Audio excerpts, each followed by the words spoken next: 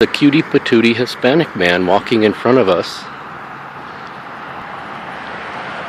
walking a German Shepherd. Now I'm going to, let's go this way, Busby, so we can see the lights. He's afraid of traffic. I don't know why that happened, why he developed that, but it's really put a crimp in our walking.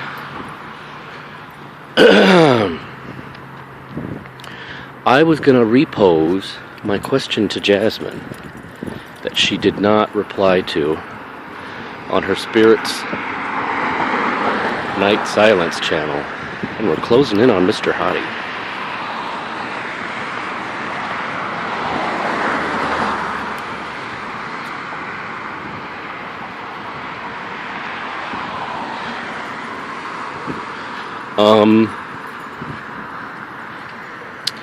Now, what if, now I want you to think about this too.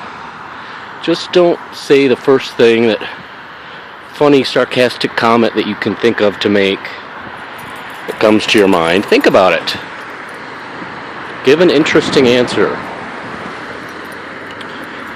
What if your child, whom you gave birth to and loved and raised, turned out to be a psychopath?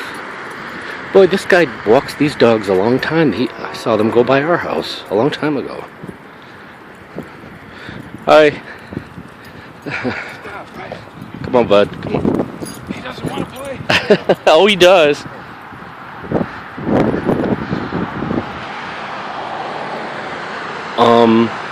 What if your child turned out to be a psychopath?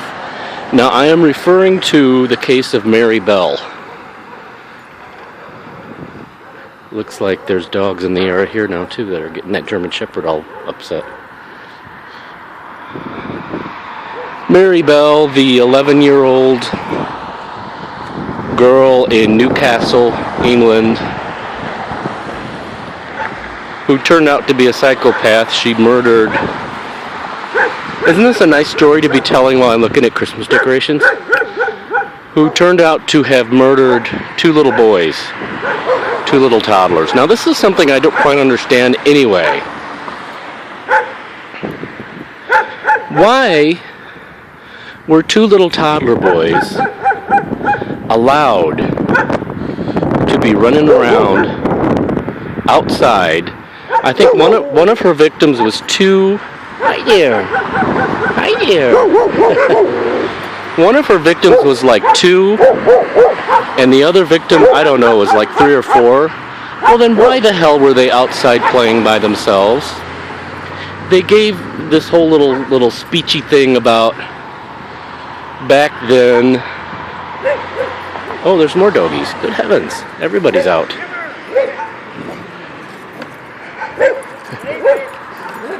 Hi there. They gave this little speechy thing in the documentary about Mary Bell. So nice people are playing outside in their backyard, although there's tornadoes in the area. Okay, let me finish my questions. Damn.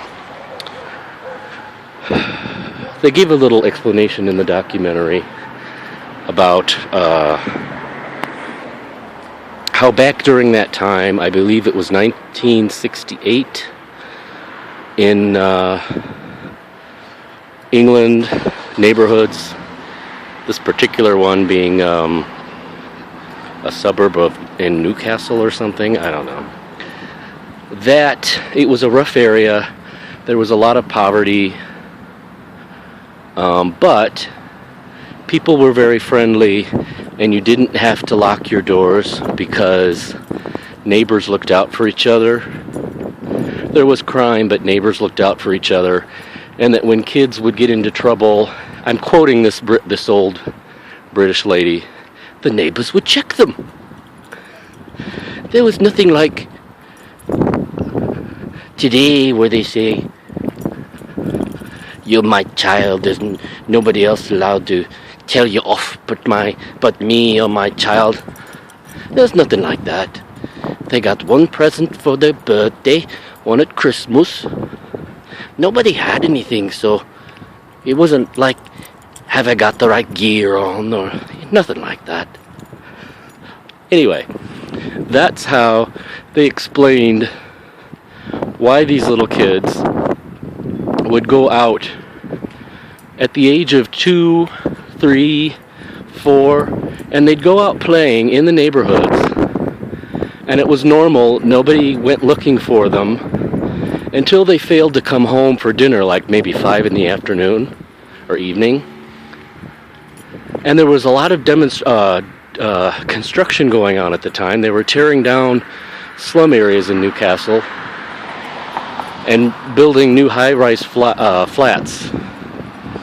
And the little kids used to go and play in the derelict houses and throw stones at the windows and all this kind of stuff. Man, oh man, 2 years old, 3 years old, 4 years old, and you let them walk out your door and go wandering around construction zones. Anyway, that aside, getting back to my questions, what would you do then if you had a child that turned out to be a Mary Bell? I know in the movie The Bad Seed, the mother in that movie tries to kill her child. What is the child's name? Rhoda Penmark? I love that movie. The mother tries to kill the kid because she can't stand... There's a lot of creepy people walking around tonight. Including myself. Tries to kill the daughter because she can't stand the thought of having her be institutionalized and poked and prodded and dissected and all that kind of stuff. So she'd rather have her dead than turn her in and go through all of that. What would you do? I personally, I would have to go to the authorities with my child and go through it, whatever process there would be. We would have to go on the news and make our sincere apologies to the families who lost their loved ones, and again, to quote one of the British ladies, just get on with it. They had just a stick of furniture or something, but it didn't seem to bother them. They just got on with it. But that's what I would do, probably, is have to go to the authorities and do the right thing and just get on with it. What would you do? That's my question, anyway. Not that I suppose expect anybody to say they'd murder their kid, but you never know. Bye.